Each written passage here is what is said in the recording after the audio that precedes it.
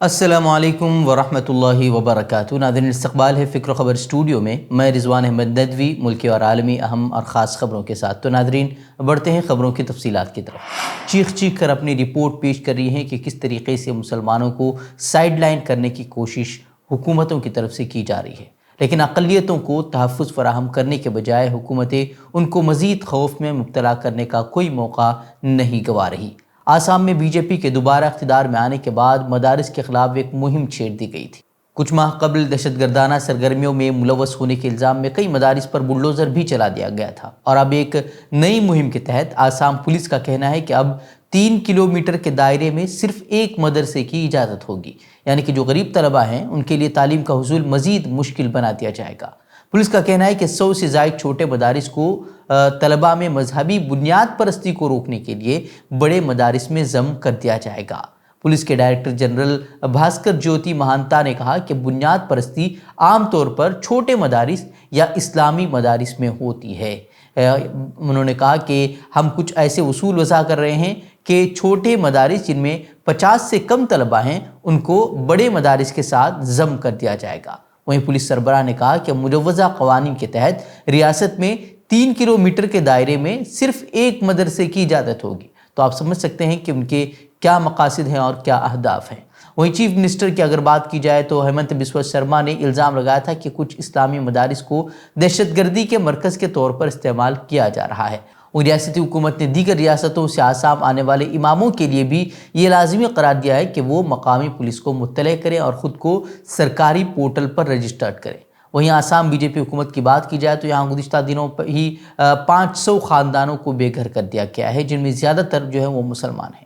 زائد از 25 برسوں سے جن مکانات میں وہ رہائش پذیر تھے اور جو کہ پی ایم آواس یوجنا کے تحت بنائے گئے تھے، انہیں غیر قانونی قبضہ بتا کر توڑ دیا گیا، اور وزیر اعلیٰ نے غریبوں کو بے گھر کرنے کی کارروائی پر خوشی کا اظہار کرتے ہوئے اسے اپنی حکومت کی کامیابی کے طور پر بھی پیش کیا ہے۔ گزشتہ دنوں ایک ویڈیو وائرل ہوئی تھی جس میں ایک مسلم کاروباری کے ساتھ کچھ شرپسند عناصر مار پیٹ کرتے ہوئے نظر آ رہے تھے، اور جس کے بعد یہ معاملہ سرخیوں میں آیا، اور تو اس کے بعد ان کے خلاف کارروائی کی گئی، 2 لوگوں کو گرفتار کیا گیا اور پھر بعد میں انہیں چھوڑ بھی دیا گیا۔ وہیں اب جی آر پی کا کہنا ہے کہ مسلم کاروباری کی پٹائی مذہبی منافرت کی وجہ سے نہیں ہوئی تھی، بلکہ وہ ایک خاتون کے ساتھ چھیڑ چھاڑ کا معاملہ تھا، اور اب اس زاویے سے بھی معاملے کی جانچ ہوگی، اس طرح کی بات جی آر پی نے کہی ہے۔ اور میڈیا رپورٹس کے مطابق مار پیٹ کرنے والے ملزمین پر لگائی گئی لوٹ اور مذہبی جذبات مجروح کرنے کی دفعہ اب ہٹائی جائے گی۔ دراصل 12 جنوری کو مسلم کاروباری عاصم حسین کے ساتھ پدماوت ایکسپریس میں مار پیٹ کا معاملہ سامنے آیا تھا۔ 13 جنوری کو اس واقعے کی ویڈیو وائرل ہوئی تھی اور پولیس نے 2 ملزمین کو گرفتار بھی کیا تھا۔ حالانکہ پوچھ تاچھ کے بعد دونوں ملزمین کو ماحول بگاڑنے کے الزام میں چالان کر کے چھوڑ دیا گیا۔ وہیں عاصم جس کے ساتھ یہ مار پیٹ ہوئی تھی اس کا بیان بھی سامنے آیا ہے۔ ان کا کہنا ہے کہ اس نے کوچ میں کسی خاتون کو دیکھا تک نہیں، اور اگر ایسا ہے تو خاتون کو سامنے لایا جائے، اس طرح کی بات انہوں نے کہی ہے۔ بتایا جا رہا ہے کہ جی آر پی اب اس خاتون کی تلاش میں مصروف ہو گئی ہے۔ پولیس کا کہنا ہے کہ اگر خاتون کی طرف سے کوئی تحریر دی جاتی ہے تو پھر کاروباری عاصم حسین کے خلاف بھی مقدمہ درج ہو سکتا ہے۔ وہیں عمران پرتاپ گڑھی نے اس سلسلے میں ٹویٹ کر کے لکھا ہے کہ یہ عاصم ہیں، ٹرین میں غنڈوں نے ان کے ساتھ مار پیٹ کی، بات میڈیا میں اچھلی، تب ریلوے پولیس نے ملزمین پر معمولی دفعات میں FIR درج کی۔ انہوں نے پولیس کو مخاطب کرتے ہوئے بھی لکھا کہ آپ کے ایک افسر نے بیان دیا کہ واقعہ چھیڑخانی کی وجہ سے پیش آیا ہے، تو کیا جی آر پی اب بغیر ثبوت کے بھی متاثرہ کو ہی مجرم ماننے لگے گی؟ اس طرح کا سوال جو ہے وہ عمران پرتاپ گڑھی نے کیا ہے۔ وہ لو جہاد قانون کی آئینی حیثیت اور تبدیلی مذہب کے خلاف داخل پیٹیشن پر سپریم کورٹ آف انڈیا میں سماعت عمل میں آئی۔ اس دوران سپریم کورٹ نے B J P leader Ashwini Upadhyay کو تبدیلی مذہب کے خلاف داخل کی گئی عرضی پر سخت پھٹکار بھی لگائی۔ دراصل اشونی اپادھیائے نے تبدیلی مذہب کے خلاف اپنی وہی عرضی سپریم کورٹ اور ہائی کورٹ میں الگ الگ بینچوں کے سامنے داخل کی تھی۔ جب یہ بات عدالت کے علم میں لائی گئی تو عدالت نے ان کی سخت سرزنش کی۔ وہیں دراصل یہ پیٹیشن جو ہے بی جے پی رہنما نے لو جہاد کے مفروضے کو بنیاد بنا کر داخل کی تھی۔ وہیں chief justice of India justice D Y Chandrachud, justice Narasimha اور جسٹس جے بی پاردیوالا کے روبرو اس معاملے کی سماعت عمل میں آئی، جس کے دوران جمعیت علماء ہند کی جانب سے senior advocate Sanjay Hegde, advocate on record Ejaz Maqbool اور دیگر پیش ہوئے۔ دوران سماعت چیف جسٹس آف انڈیا نے سینئر ایڈوکیٹ دشن دوے کی درخواست پر عرضی گزار اشونی کمار اپادھیائے کے وکیل کو حکم دیا کہ اقلیتی فرقے کے خلاف پیٹیشن میں درج کیے گئے مواد کو حذف کر دیا جائے، جس پر انہوں نے عدالت کو یقین دہانی کرائی کہ وہ عدالت کے حکم کی پاسداری کر کے متنازع مواد کو حذف کر دیں گے۔ واضح ہو کہ جمعیت علماء ہند سمیت مختلف مسلم فریق نے ہندوستان کی مختلف ریاستوں کی جانب سے بنائے گئے تبدیل مذہب قوانین کی آئینی حیثیت کو چیلنج کیا ہے، جبکہ اشونی کمار اپادھیائے نامی ایڈوکیٹ نے مفاد عامہ کے احتجاج داخل کر کے عدالت سے درخواست کی ہے کہ وہ مسلمانوں اور عیسائیوں کی جانب سے مبینہ طور پر کرائے جا رہے جبراً تبدیلی مذہب پر کارروائی کریں۔ یاد رکھیں کہ ہندوستان کی 5 مختلف ریاستوں کی جانب سے بنائے گئے تبدیلی مذہب قوانین کے آئینی حیثیت کو جمعیت علماء ہند نے گزشتہ ہفتے سپریم کورٹ آف انڈیا میں چیلنج کیا تھا۔ کانگریس کی بھارت جوڑو یاترا جاری ہے اور اس وقت یہ یاترا پنجاب سے گزر رہی ہے اور ہر طبقہ اور برادری کے لوگ یاترا میں شامل ہو کر راہل گاندھی کی آواز میں آواز ملا رہے ہیں۔ راہل گاندھی نے بھارت یاتریوں کے ساتھ آج پنجاب کے ہوشیار پور کے ٹانڈا سے یاترا شروع کی ہے۔ اسی دوران کانگریس کے قومی صدر ملکارجن کھڑگے نے ملک میں پھیلی معاشی عدم مساوات پر بی جے پی کو نشانہ بنایا ہے۔ انہوں نے کہا کہ بھارت جوڑو یاترا ملک میں پھیلی اس معاشی عدم مساوات کو دور کرنے کی تحریک ہے۔ کانگریس صدر نے ٹویٹ کیا کہ بی جے پی نے اقتصادی عدم مساوات کے خلیج کو اتنا گہرا کر دیا ہے کہ ملک کا عام آدمی اس میں غرق ہو رہا ہے۔ ہندوستان میں امیر ترین 1% افراد ملک کی 40% سے زیادہ دولت کے مالک بنے بیٹھے ہیں، جبکہ باقی آدھی آبادی کے پاس صرف 3% دولت رہ گئی ہے۔ وہیں بھارت جوڑو یاترا معاشی عدم مساوات کے خلیج کو پر کرنے کی تحریک ہے۔ اس طرح کا بیان جو ہے وہ صدر ملکارجن کھڑگے نے دیا ہے۔ بتا دیں کہ گزشتہ دنوں ایک رپورٹ سامنے آئی تھی جس کے مطابق ہندوستان کی 40% دولت وہ 1% امیر ترین افراد کے پاس موجود ہے، جبکہ ہندوستان کے 50% افراد کے پاس صرف اس کی 3% دولت ہے۔ وہیں ججوں کی تقرری کے بعد موجودہ کالجیم پر اعتراض کرنے کے بعد اب مودی حکومت نے سپریم کورٹ کو مشورہ دیا ہے کہ اس میں حکومت کے ایک نمائندے کو بھی شامل کیا جانا چاہیے۔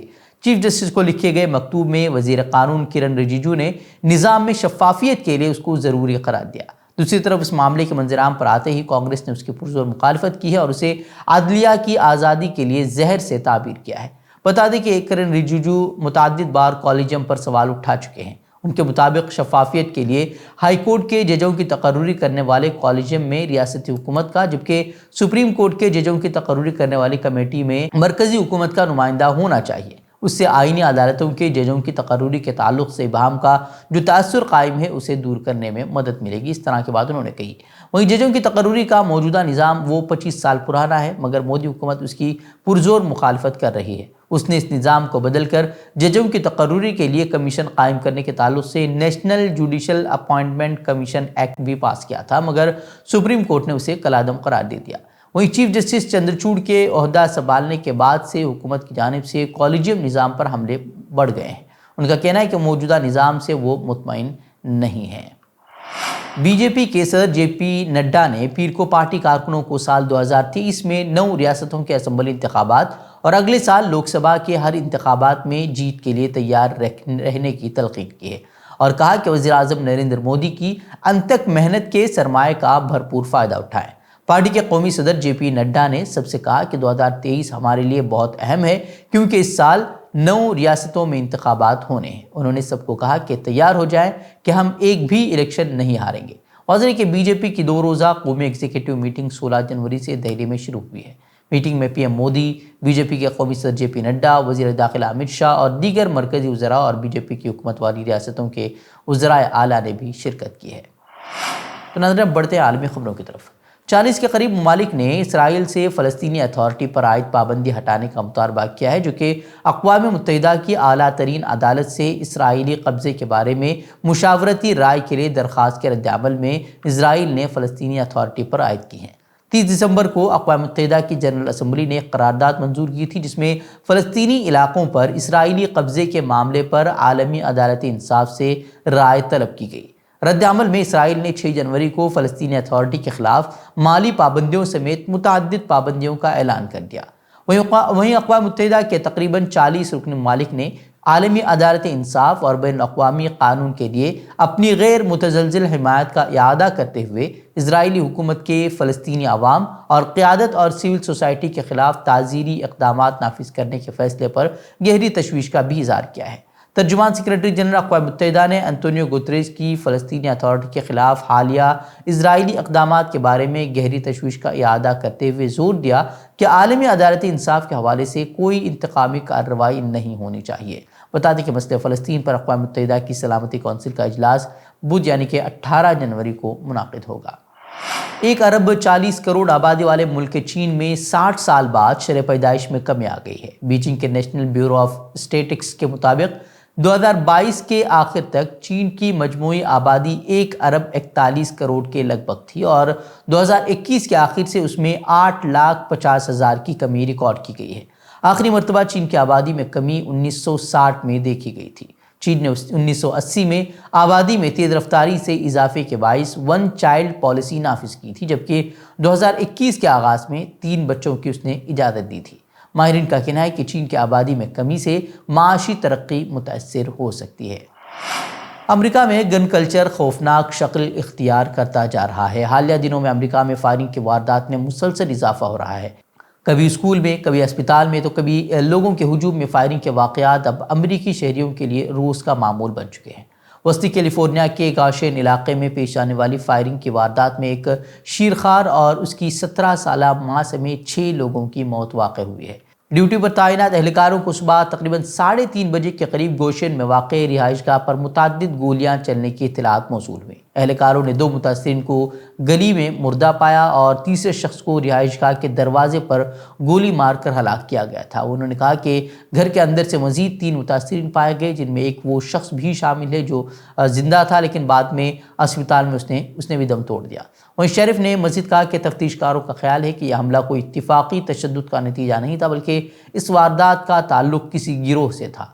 وہیں پولیس نے کہا کہ تفتیشی ٹیم وہ حملہ آور کی تلاش کر رہی ہے۔ تو ناظرین، یہ تھی خبریں۔ مزید خبروں کے لیے آپ ہمارے ویب سائٹ www.fikrokhabar.com پر رخ کر سکتے ہیں۔ ویڈیوز کے لیے ہمارے یوٹیوب چینل کو سبسکرائب کریں۔ تو ناظرین، اجازت دیں۔ السلام علیکم ورحمۃ اللہ وبرکاتہ۔